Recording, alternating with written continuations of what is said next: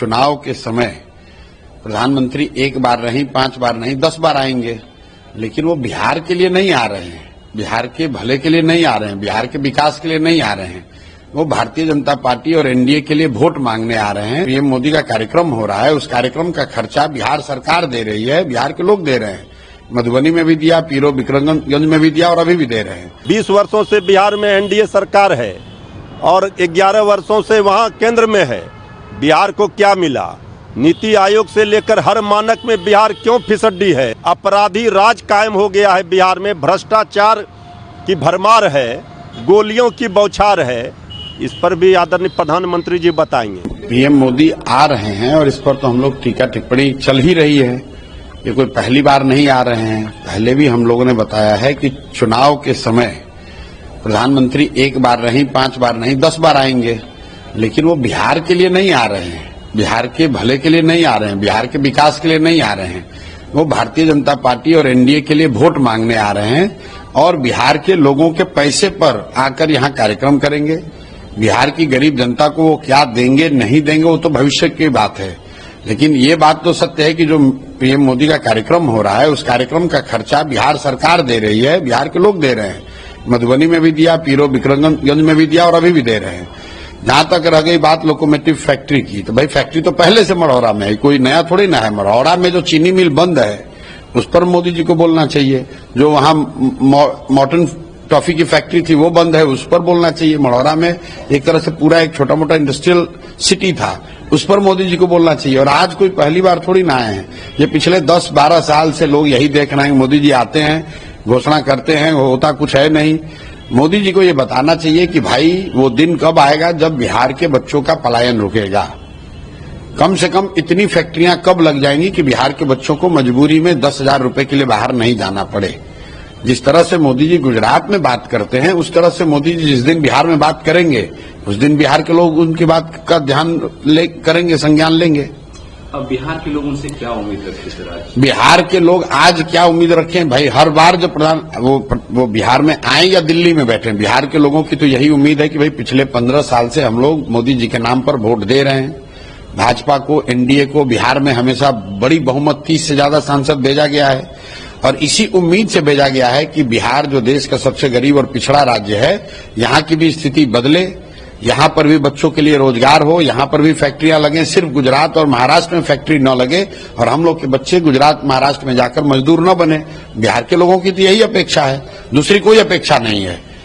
सिर्फ ये अपेक्षा है कि बिहार के लोगों का पलायन रुक जाए, बिहार के मजदूरों को, बिहार के गरीब लोगों को मजदूर बनकर गुजरात में, महाराष्ट्र में न जाना पड़े। देखिए, आदरणीय प्रधानमंत्री जी का बिहार दौरा लगातार हो रहा है, क्योंकि चुनाव नज़दीक है।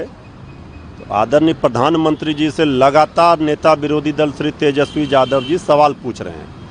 आज श्री तेजस्वी यादव जी ने आदरणीय प्रधानमंत्री जी से 12 चुभते हुए वाजिब सवाल पूछे हैं।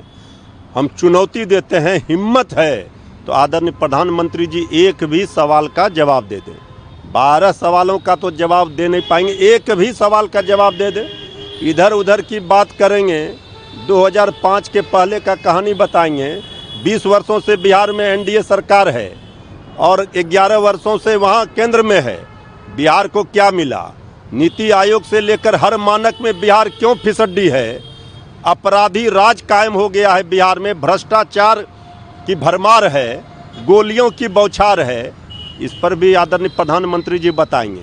ये सब पुराने ही योजनाओं को फिर शिलान्यास और उद्घाटन का जो ड्रामा करते हैं और जुमलेबाजी और झूठ की बौछार कर चले जाते हैं, इससे काम नहीं चलेगा। इस बार बिहार है तैयार, बनाएगी तेजस्वी सरकार, ये बात सबको पता है। प्रधानमंत्री का स्वागत है। हम तो चाहते हैं कि प्रधानमंत्री बार बार क्यों आए, प्रधानमंत्री पटना में ही और बिहार में रह जाएं, जिला बाय जिला क्यों घूमे, विधानसभा में विधानसभा घूमे।